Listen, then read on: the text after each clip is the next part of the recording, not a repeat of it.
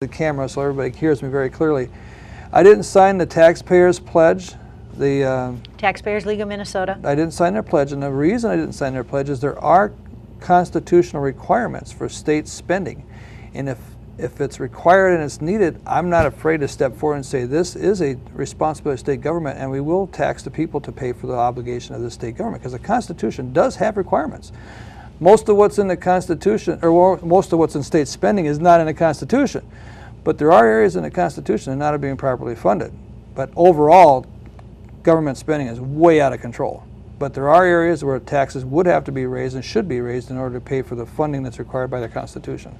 And I think we talked about on the last show how the state of Minnesota takes in $31 billion and they spend $37 billion. Right. And it's even going to get worse. Like we said last time, this budget coming up is probably $8 to $10 billion in the hole, and nobody's talking about it. Everybody's afraid to talk about it, especially prior to Election Day. Now, after Election Day, well, everybody's, oh yeah, I'm going to fix the world and solve the problems. I'm going to talk about it now. $8 to $10 billion, folks. And take that to the bank after Election Day and everybody starts talking, oh yeah, it's 8 to 10, not 5. So it's very refreshing to have a candidate who wants to talk about this before November 2nd. Let's be honest about it, yeah. It's not going to be pretty. And frankly, I mean, Carol Lane's my opponent is a nice person, but frankly, she's not her political views aren't in a position to fix the budget. They're not. So how long has she been in office? This is her second. She just finished her second term. This is her second term. And so she's a newcomer to the state party. She is a nice lady, but it's clear she's not equipped to handle this. Her position politically does not fit within the constitutional representative republic that we live in. Now, maybe in Germany, Russia, or whatever else, but not here. And what I think is so amazing about your campaign is how many Democrats hear what you have to say and say, I'm going to vote for you. Or so many undecideds hear what you have to say and say, you're the candidate I want to support. Yes, there's a lot of them. And in our area, we are a union district. I mean, there's a lot of union members. They work for Northwest Airlines, or not North, Delta, whatever. They work in the union market. And I do too. I've been a union member 33 years. But my fun part is when I talk to people who say, are you a Republican? I say, yes. They go, I don't have nothing to say to you. And I says, why? And they say, well, because you're a Republican and you hate unions and blah, blah, blah. So I whip my union card out and I say, okay, now what do you got to say for yourself? And it shuts them up. And then they listen to what I got to say. So that part of it's fun. And like I said before, using the Constitution as a whip in your campaign, you can't beat it. You can't beat it. No. Exactly. So you want to show us some Facebook pictures? Because you have been having fun on that campaign. Oh, we have. When you watch the video or the cable show, sometimes people think I don't have any fun, but we do actually have fun. So, I think there's nothing better than getting out and talking to the people. Yes, it is. I think it's incredible. I heard one candidate has now been bitten by 4 dogs. Have you been bitten by any? No, but we had one chase our bus. Ran around, chases about a block and a half before he finally stopped so the kids could catch up to the dog and take him back home. Yeah, that happened about a month and a half ago. Now that was a first for us. That was hilarious. This little mutt running after our big school bus. That was funny. This is the news and press releases on our website. This is through July. Well, she updated it already. Wow, July 7th. So this is really updated. So for all you people who haven't seen it for a while, come on and visit it. But I just want to scroll down. I want to let you know this is going through 2010. So all these are activities basically that we've done since the first of the year. So I'm just going to scroll down. There's July. Here is June. Wow, look at that schedule. Here's May, all the way down. May was a busy, busy, busy month because it was during the session. Here's April. I go down to March, February, and then somewhere down here is January. There's January. That's incredible. Yeah, we're busy. And that'll give you an idea what we got going on, or what we've had going on. So I'm going to jump over here to Facebook, and this is our August car wash. This is from last summer, and this was a lot of fun. This was, we had a blast here. But here we are washing cars. We got a bunch of teenage girls got together, and of course I tried to get myself wet. You know, I don't know how this is going to work, Sue, so. Everybody, we're learning as we go right here. If it doesn't work, it doesn't work. There's next. I'll skip on here. I just get get over here to a couple more. Looks like you were Oh yeah, doing they're having fun. tremendous business. Yes, we made $150, I think, or something like that. And then we spent a bunch of it on pizza. So we so it was more a publicity stunt than anything. It didn't pay the bills. Let me put it to you that way.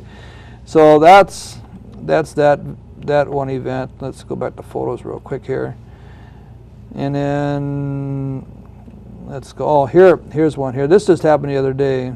Actually, we're still working on this. Nadine and we have every candidate in Minnesota has to file with the state. And this is back to another issue I have. We have to file with the state this year in July, October, and January, a financial statement with the state to verify that we're behaving ourselves, we're spending our money properly, we're not violating any laws that the legislature or the federal government set up.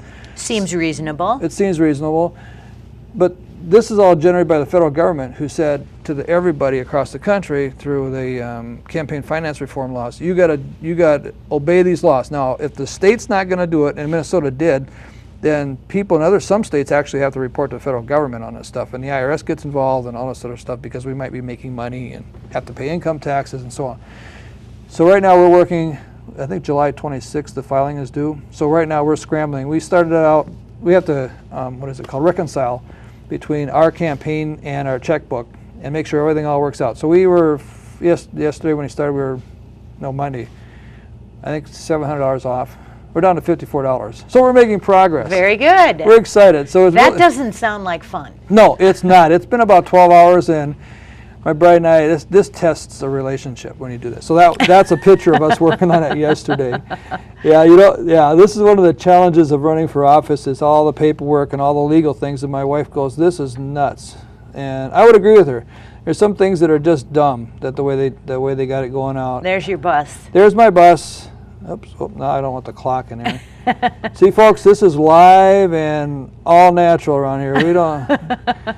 We don't make it. Oh, there's our orange shirts. These those are really nice hoodies. shirts. Really hoodies. Where do people go to get one of those? Let us know. These hoodies are really expensive, like $45. But they got their emblem on the front, and they're very nice. They're warm, something in the fall that you want to get. We were selling T-shirts for $20 that have this symbol in the back of the T-shirt. The Constitution is not a suggestion. And that donkey elephant in the front of them. They're very nice T-shirts. And if you come to our parade at St. Anthony, then you can get to wear a T-shirt or buy one if you want.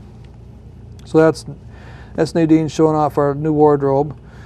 What is this? Canvassing. We canvass. There's Chris, our Second Amendment guy, driving the bus, and looks like he's falling asleep. No, he's smiling and having fun. Having fun, yeah. Then we had our brakes go out on us on the bus, and that was a real experience. They were locked up on us, and so we had to work on that.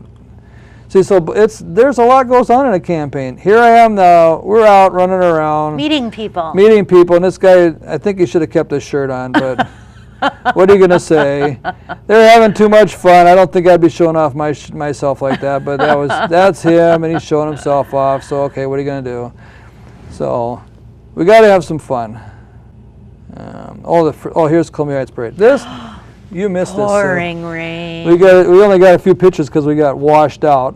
But let me go back and find. Let's go next. I'll find the right picture. There's one picture in here that really gives you a clue of what it was like. It was brutal. Coming down in buckets. In buckets, yeah. Look at how black the sky was there. Where's the? We got one in here. I think it's towards the end here. But I got to show everybody this one. There's our. There, I was driving because Matt goes, "This is too much." Where is it at? Come on, picture. We got it. There's Matt. He was taking a break in the back. Here we go. I think this is the one we want. Yep. That gives you an idea. The cop stopped by and said hi to me because I'm a police reserve officer, so they stopped and said hi. How's it going, Tim? I go, it's dry in the bus anyway. So that was experience. That was just a couple of weeks ago. Thursday now, that's when you talked about, you and I saw each other in the parade, and that was a good parade. It was a lot of fun. That was fun, yeah. Nice parade, nice people. The response was phenomenal. Yes, it was well worth it. We were very successful in that event.